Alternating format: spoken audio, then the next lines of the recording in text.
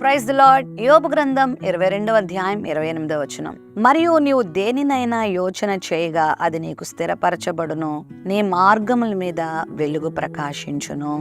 దేవుని బిడ్డలకు వచ్చేటువంటి తలంపులను దేవుడు నెరవేరుస్తాడు. ఆయన చిత్తానుసారంగా బ్రతుకుతున్నప్పుడు దేవుడు మంచి ఆలోచనలను తన బిడ్డలకు ఇస్తాడు. తదనుగుణంగా వారిని దేవుడు నడిపిస్తాడు.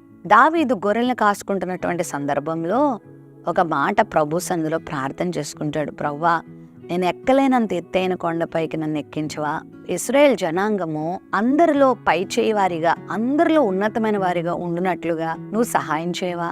తదనుగుణంగా నన్ను కూడా వాడుకోవా అని ఆ గొర్రెల కాపరిగా ఉన్నప్పుడు, ఆ యవ్వన కాలంలో ఉన్నప్పుడు, బలహీనుడుగా ఉన్నప్పుడు ఆలోచించుకుంటూ ఉండేవాడు. దేవుని బిడ్డలు ఆనందంగా ఉండాలి, సంతోషంగా ఉండాలి, విజయాన్ని కలిగి ఉండాలి అనేటువంటి ఆలోచన అతను కలిగి ఉన్నప్పుడు దేవుడు దాన్ని నెరవేర్చాడు. అతని కోరికను దేవుడు సిద్ధింపచేశాడు. అతని ఆలోచన యావత్తును దేవుడు సఫలం చేశాడు. నువ్వు దేవుని యందు భయభక్తులు కలిగి మంచి మార్గంలో నడుస్తున్నప్పుడు నువ్వు ఏదైనా ఆలోచన చేసుకుంటే, నువ్వు ఏదైనా యోచన కలిగి ఉంటే దేవుడు దాన్ని నెరవేరుస్తాడంట. నీ ఆశను దేవుడు తీరుస్తాడు. దేవుడు దురాశలను, అత్యాశలను తీర్చాడు, కానీ మంచి కోరికలను, మంచి ఆశను దేవుడు తీరుస్తాడు. ఎస్తేరు కూడా అనుకుని ఉండొచ్చు, ప్రవ్వా, నేను అనాథగా ఉన్నాను, ఇదిగో అన్య చక్రవర్తుల పాలనలో మేము బానిసలుగా ఉన్నాము, ఈ ప్రాంతంలో నీకు మహిమ కలిగించే విధంగా నా జీవితాన్ని చేయవా అని ఆమె అనుకుని ఉండొచ్చు. దేవుడు ఆమె కోరికను తీర్చాడు.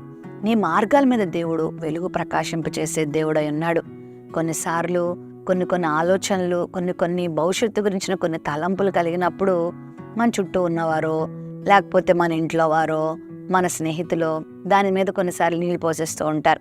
అది నీ వల్ల కాదు, అది జరగదు, ఇట్స్ ఇంపాసిబుల్ అంటారు. కానీ నువ్వు దేవుని యందు భయభక్తులు కలిగిన వ్యక్తివైతే నీకొచ్చే ప్రతి మంచి ఆలోచనను దేవుడు స్థిరపరుస్తాడు. కాబట్టి మంచి ఆలోచనలు కలిగి ఉండాలి.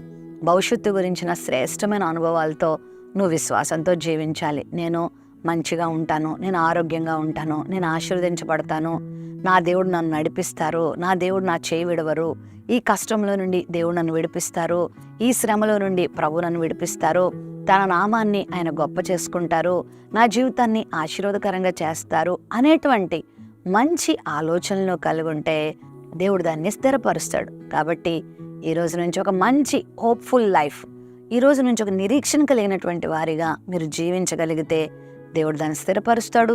ఒకవేళ నీ మార్గంలో చీకటి ఉందేమో, ఒకవేళ నీ మార్గంలో కలవరం ఉందేమో, ఆందోళన ఉందేమో, కానీ నీ మార్గం మీద దేవుడు తన వెలుగును ప్రకాశింపచేసి నువ్వు చక్కగా ప్రయాణించేలాగా చక్కని పాటలు నడిపించి, సాతాను మీద నీకు విజయాన్ని ఇచ్చి, పరిస్థితుల మీద విజయాన్ని ఇచ్చి, అనారోగ్యాల మీద దేవుడు నీకు విజయాన్ని ఇచ్చి నేను ఆనందింపచేస్తారు.